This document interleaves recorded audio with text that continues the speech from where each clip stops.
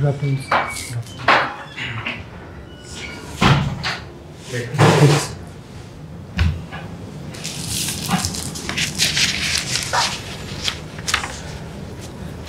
बिना नाम बताए अपना परिचय दीजिए।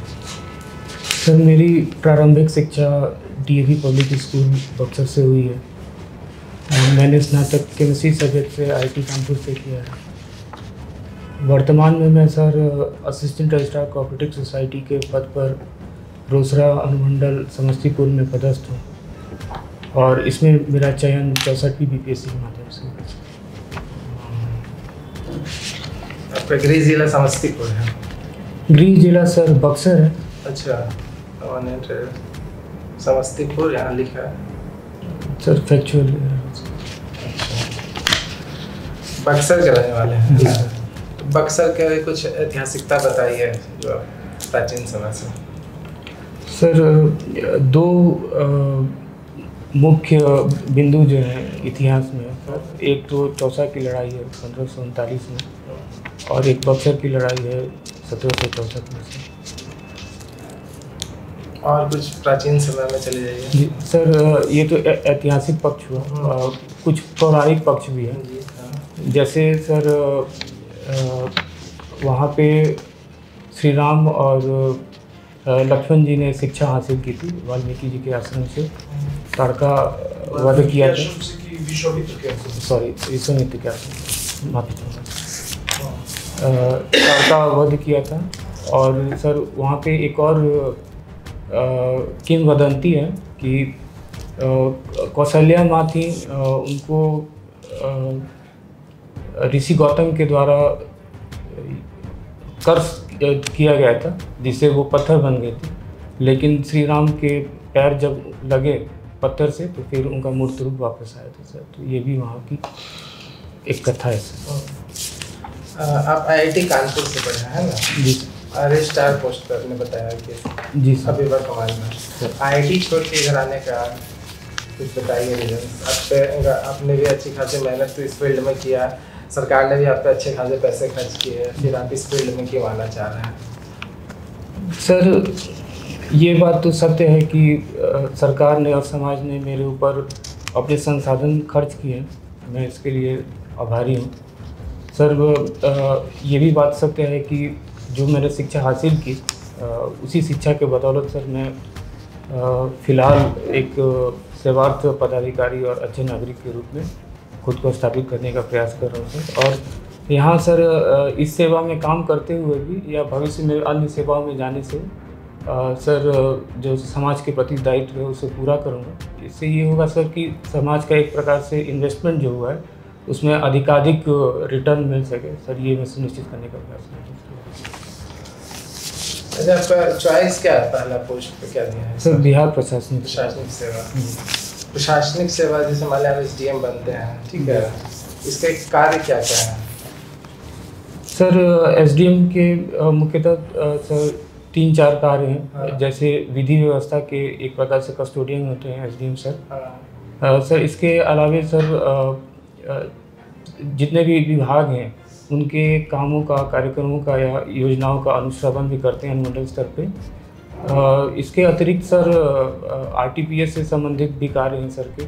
न्यायिक भूमिका में भी सर हैं। सीआरपीसी के कई धाराओं में उनको शक्तियाँ मिली हुई हैं, तो न्यायिक भूमिका भी है सर की। इसके अलावा सर चुनाव का भी कार्य देखते हैं एसडीएम सर, और डिजास्टर मैनेजमेंट आदि। तो कई सारे विविध कार्य हैं एसडीएम। रजिस्ट्रार पोस्ट क्या आपको नहीं सूट कर रहा है, फिर इसमें अपनी संभावनाएं ज़्यादा देख रहे हैं? सर, अभी वर्तमान जो सर मेरा पद है मैं इससे काफ़ी खुश भी हूँ, संतुष्ट भी हूँ। लेकिन सर यहाँ पे मेरा डोमेन रिस्ट्रिक्टेड है।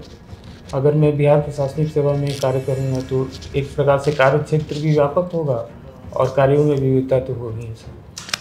चलिए, अच्छा, आप देख रहे हैं बिहार में शिक्षा की व्यवस्था बहुत अच्छी नहीं, आप जैसे देखे होंगे सुने होंगे। आप शिक्षा के क्षेत्र में अच्छे करने के लिए क्या कीजिएगा, स्पेशली हायर एजुकेशन में? जी सर, सबसे पहले मेरा प्रयास होगा कि इससे संबंधित जो भी योजना, कार्यक्रम, अधिनियम, सर्कुलर जो भी हैं, उनका 100% जो है निष्पादन किया जाए। उसमें नवाचार का प्रयोग जरूर किया जा सकता है। उसके बाद सर मैं देखूंगा कि क्या प्रॉब्लम है, और मेरे स्तर से एसडीएम के रूप में या किसी अन्य पद के रूप में मेरे पास क्या शक्तियाँ जिसके आधार पर किया जा सकता है। सरकार तो प्रयास कर ही रही है सर यार। आप अपने जैसे आप कुछ नया क्या देंगे? आप तो आईआईटी से भी पढ़ गए, कुछ ऐसा आप नवाचार की बात कर रहे हैं, कुछ ऐसा बताइए, कुछ ऐसा एक जो नहीं लगे कि कुछ बेहतर और हो सकता है। सर मैं जानना चाहूँगा कि किस भूमिका में सर मुझे, जैसे मान लीजिए एज एसडीएम आपको किया गया, शिक्षा विभाग में आपको किया गया, आपसे कुछ मांगा गया, आपके ऊपर आपसे भी मांग रहे हैं कि कुछ ऐसा बताओ जिससे जैसे कॉलेजेस में है कि रिसर्च वर्क बढ़ जाए, या फिर क्लासेस डेली शुरू हो जाए, क्लासेस हो जाए, टीचर्स के आना मतलब ये हो जाए। जो चीज़ें हो रही है उसके अलावा आप कुछ बताइए, अगर आपके दिमाग में कुछ ऐसे बातें हैं तो कुछ बताइए अगर ऐसा तो। सर जैसे इंडस्ट्री और रिसर्च का लिंकेजेस जो है वो हमें क्रिएट करना चाहिए। उससे ये होगा कि अगर रिसर्च जो होगा कॉलेजेस में, तो उसके लिए फंडिंग जो है बिहार सरकार तो कर ही है, लेकिन उसमें कमी है क्योंकि अभी हम लोग आर्थिक रूप से थोड़े पिछड़े हैं। तो अगर हम इंडस्ट्री को साधें, वो यहाँ पे इंडस्ट्रियलाइजेशन भी करेंगे और यहाँ की रिसर्च को भी फंड करेंगे, ये काम हम लोग कर सकते हैं। इसके अतिरिक्त सर यहाँ पे जो भी बिहार से कई लोग उच्च शिक्षा में गए हैं, रिसर्च वगैरह में हैं, उन्हें वापस बुलाने का प्रयास करेंगे। इसके लिए भी सर हम लोग कार्य कर सकते हैं। इसके अतिरिक्त सर एक और कार्य होगा, ये तो सप्लाई साइड हुआ, एक डिमांड साइड से भी होना चाहिए कि जो हमारे जो छात्र हैं जो उच्च शिक्षा के लिए बाहर जाते हैं या उनके अंदर उद्यमिता की अगर किसी प्रकार की कमी है, तो उन्हें भी हम एक प्रकार से ट्रेन करेंगे, उन्हें समझाएंगे कि उच्च शिक्षा क्यों ज़रूरी है, और ख़ासकर महिलाएं और लड़कियों के लिए सर ये। Thank you sir.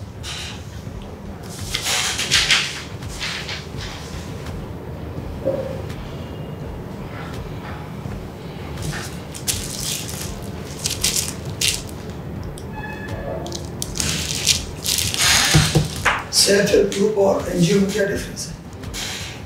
Sir self help group भी एक प्रकार का नॉन गवर्नमेंटल ऑर्गेनाइजेशन है, लेकिन दोनों का सर जो मूल है वो थोड़ा अलग है।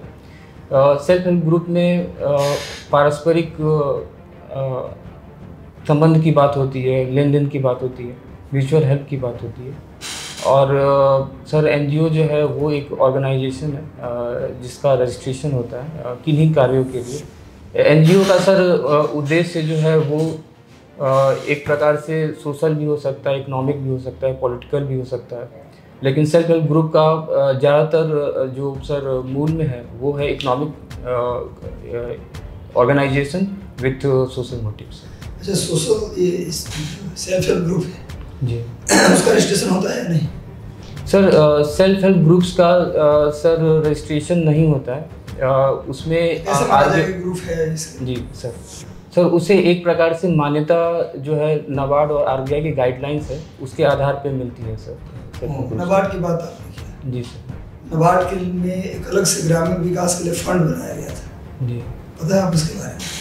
सर नाबार्ड के अंदर में फंड बनाया गया था सर, जहाँ तक मुझे याद आ रहा है RIDF करके एक फंड था, रूरल बनाया गया था सर। इसकी इसकी पूरी जानकारी अभी इजराइल और गाजा के बीच युद्ध चल रहा है जी सर, और प्रधानमंत्री जी बोले हैं इजराइल के हम साथ हैं जी। तो हमारा स्टैंड बिल्कुल उल्टा दिख रहा है। पहले फिलिस्तीन के साथ होते थे और कुछ दिनों से हम इजराइल के डायरेक्ट समर्थन में आए। अभी जो प्रधानमंत्री का स्टेटमेंट है उससे आप सहमत हैं? अब सर मैं माननीय प्रधानमंत्री जी के वक्तव्य या ट्वीट से सर मैं सहमत हूँ। हमारा स्टैंड सर किसी प्रकार से चेंज नहीं हुआ है। हम हमेशा से जो भी हिंसात्मक गतिविधि रहती है वो भी अनप्रोवोक्ड, उसके हम लोग हमेशा खिलाफ रहे हैं। और हमास का सर जो इस बार कृत्य रहा है, हॉस्टेज बना देना या अनप्रोवोक्ड हिंसा करना सर, उसके खिलाफ प्रधानमंत्री जी उसके खिलाफ बोले हैं कि सर इजराइल को सपोर्ट किए। Good sir. अच्छा बताइए, reading novels Premchand ji sir, specially आपने मेंशन किया है, सर। तो प्रेमचंद आपको बहुत पसंद होंगे। जी सर। तो बताइए प्रेमचंद का पहला नॉवेल कौन था? सर पहला नॉवेल सर देवस्थान रहस्य है, लेकिन सर मेजर नॉवेल सर सेवा सदन कहा जाता है। सेवा सदन। अच्छा, सेवा सदन पहले उर्दू में लिखा गया था। जी सर। उर्दू में उसका नाम क्या था? सर इसकी सर जानकारी नहीं। बाजार-ए-हुस्न बाजार दिया था। जी। फिर बाद में बोला गया खराब नाम दे दिए। जी सर। तो हिंदी में उसका नाम बदल के सेवा सदन कर दिया। जी सर। अच्छा, प्रेमचंद का कौन सा नॉवेल सबसे ज्यादा पसंद आया आपको? क्योंकि प्रेमचंद लिखा है, यानी कई नॉवेल्स आपने पढ़ा होगा, तो उसमें एक नॉवेल बताइए जो आप बहुत पसंद किया, उसमें पढ़ के एकदम मजा आ गया। सर लगभग सभी उपन्यास प्रेमचंद जी के पढ़ने से सर बहुत मतलब आपको पसंद आया, बहुत मजा आया। छोड़ के जिसे वो खाना पीना आदमी छोड़ देता है, नॉवेल पढ़ते पढ़ते होता ना, लोग पूछ रहे हैं खाना खा लो गार्जियन, रुको ना थोड़ा 2 पन्ना और पढ़ लेंगे तब आएंगे, होता है ना ऐसा? जी सर। तो ऐसा इंटरेस्टिंग कौन लगा प्रेमचंद का? सर निर्मला सर उपन्यास मुझे काफी निर्मला उसका नाम के पीछे क्या उद्देश्य है? सर निर्मला नाम के पीछे उद्देश्य सर मुझे लगता है कि निर्मला जो किरदार था उसके मन में सर एक निर्मला एक लड़की थी जिनका बेमेल विवाह हो जाता है और उनके साथ त्रासदी बीतती है सर। और किसका नॉवेल पढ़ा आपने? और सर फणीश्वरनाथ रेणु जी का पढ़ा है। अच्छा, रेणु जी का एक नॉवेल है मैला। जी सर। सुना है सर, पढ़ा है। और एक आंचलिक उपन्यास है। जी। जानते हैं आंचलिक उपन्यास क्या होता है? जी सर।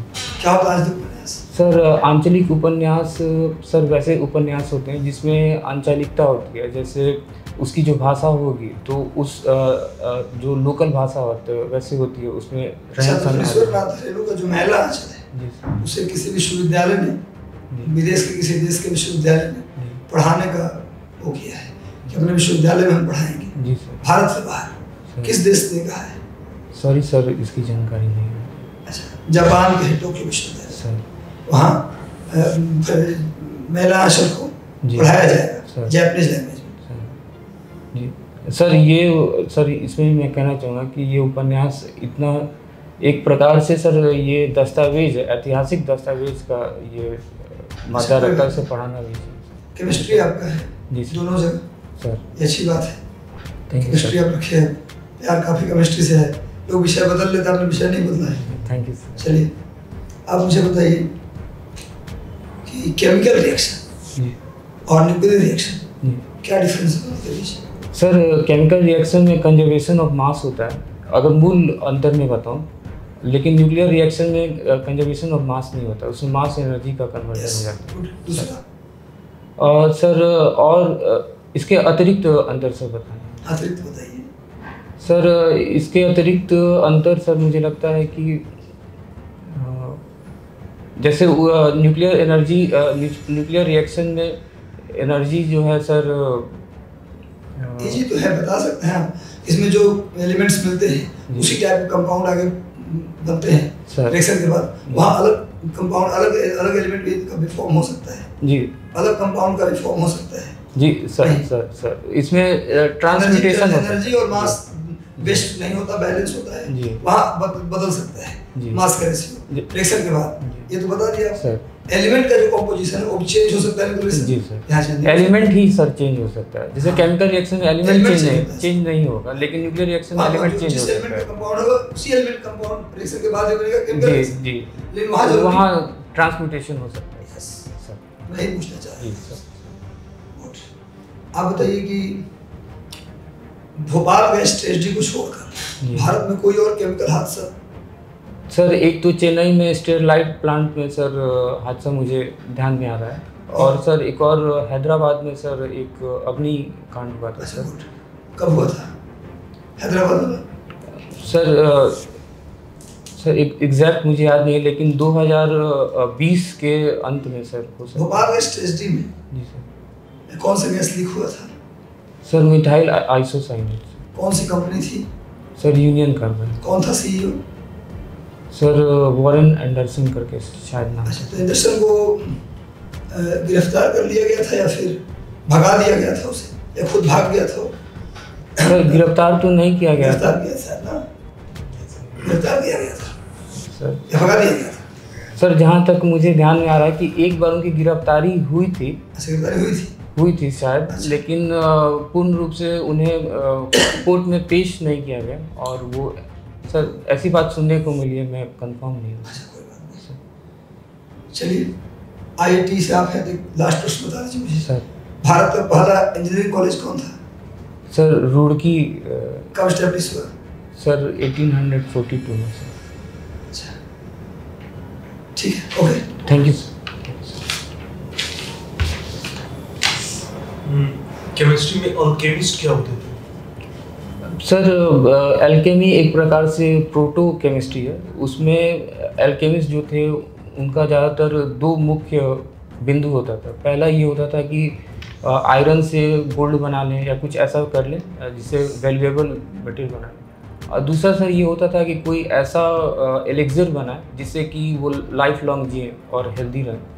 तो इस प्रकार से सर वो experimentally trial and error method पे काम करते थे सर एल्केमी। एक फेमस बेस्टसेलर बुक है द अल्केमिस्ट। जी सर। पढ़ा है? जी सर। कौन है राइटर उसके? सर पॉल काइलो उनके राइटर है।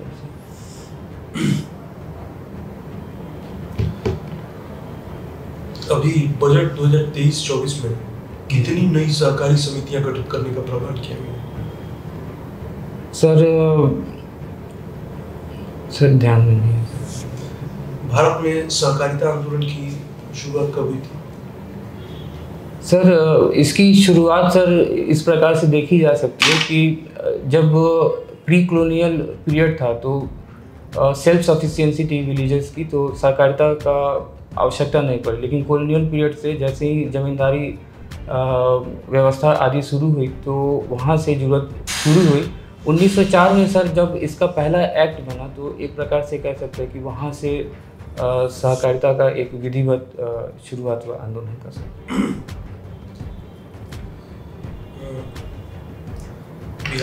बिहार में भारत में जो नेफेड है। जी सर। नेफेड किसके अंतर्गत आता है? सर नेफेड एक कोऑपरेटिव सोसाइटी है फर्टिलाइजर्स के लिए, और सर इसमें सर मैं अनुमान लगाना चाहूँगा ये ministry of chemical food and chemical fertilisers के अंतर्गत आती है। नेफेड जो है वो पैकेज्ड जो खाद्य पदार्थ होता है उसकी भी बिक्री करती है। जी सर। ठीक है, विपणन से संबंधित है, सरकारी विपणन से। जी। जो कि मतलब कोई भी डिपार्टमेंट की वस्तुएं हैं, सामग्री है सर, ठीक है, वो अपने मुख्यालयों से वो उसको करती है।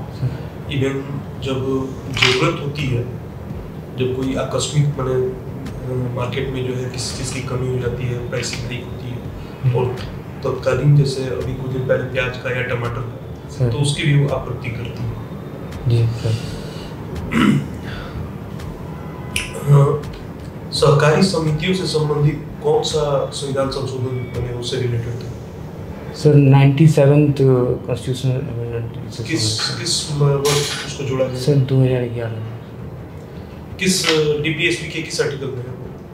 सर अनुच्छेद 43B के अंतर्गत।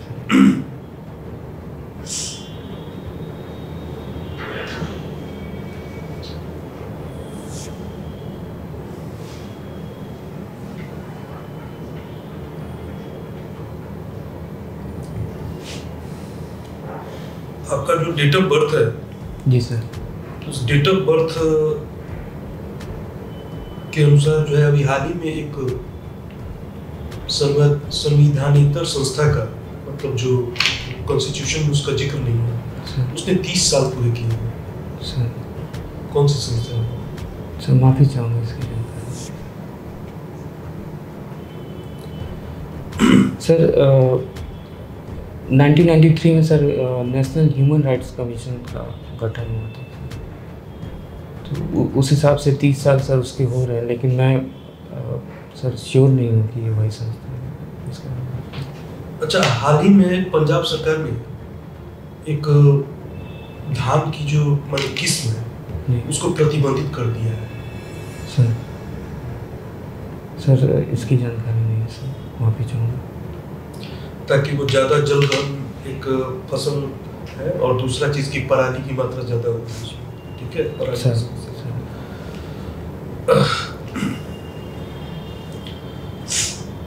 अच्छा ये बताइए कि एनजीओज का रजिस्ट्रेशन कहाँ पे होता है? सर एनजीओज का रजिस्ट्रेशन जैसे बिहार में जो बिहार किस रजिस्ट्रेशन मंत्रालय के अंतर्गत आता है? सर रजिस्ट्रेशन सर जैसे सर सब रजिस्ट्रार जिस विभाग से है उन्हीं के विभाग से सर होता है, लेकिन सब जैसे पटना से उसका नियंत्रण जो है किस मंत्रालय के अंतर्गत आता है? सर अनुमान सर मैं लगा सर होम मिनिस्ट्री के अंतर्गत सर। तीस्ता सीतलवाड़ मामला जानते हैं? जी सर। क्या था? सर तीस्ता सीतलवाड़ एक ह्यूमन राइट्स एक्टिविस्ट है और बीच में उनके ऊपर कुछ एफआईआर्स वगैरह दर्ज हुए थे, तो उनकी सर गिरफ्तारी होने वाली थी, लेकिन सुप्रीम कोर्ट में जहाँ तक मुझे ध्यान में आ रहा है सर गिरफ्तारी पे रोक लगाई गई थी फॉरेन फंडिंग को लेकर। जी जी सर। अच्छा एक ये क्या है कि पहली बार वाइड कैमरा ट्रैप एंगल इन सब के माध्यम से जो है मैंने बाघ गणना हुई थी, ठीक है, और उसमें एक फॉरेन का कोई एक एनजीओ था जिसको कि बैन कर दिया गया था, ठीक है, क्या नाम है उसका? सर माफी चाहूँगा इसके लिए। और किस राज्य में बाघ गणना हुई थी? सर बाघ की गणना तो सर उस पार्टिकुलर उस चीज के चलते ड्रोन से हो रही थी सर जानकारी नहीं, लेकिन बाघों की संख्या से ज़्यादातर सर माफी चाहूँगा सर। अच्छा ये बताइए कि अभी एक राष्ट्रीय जनजातीय विश्वविद्यालय बनाए जाने का प्लान है कहाँ पे? सर इसका अध्ययन नहीं किया सर, माफी चाहूँगा। अच्छा योम कीपर युद्ध क्या था? सर 1973 में सर अरब राष्ट्रों ने इजराइल पे सर अटैक किया था। वो उस दिन योम किपुर त्यौहार होता है ज्यूज़ का, वो मनाया जा रहा था, तो सर उसी युद्ध को सर योम किपुर युद्ध को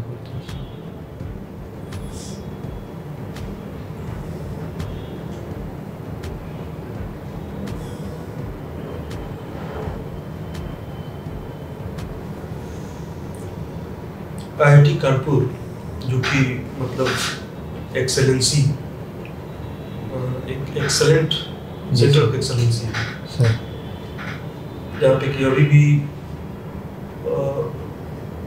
जो मैकेनिकल की पढ़ाई सबसे बढ़िया होती है भारत में सर। अच्छा ये बताइए कि भारत का पहला आईआईटी कौन सा था? Sir IIT Kharagpur sir. कब बना था ये? सर 1950। 1950 श्योर है? जी सर।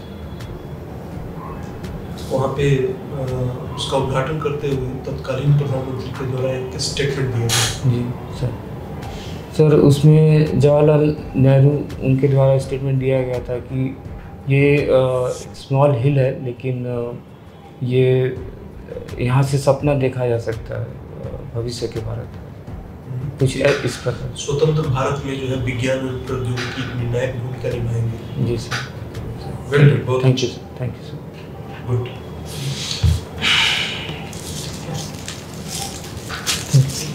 ठीक है, थैंक यू।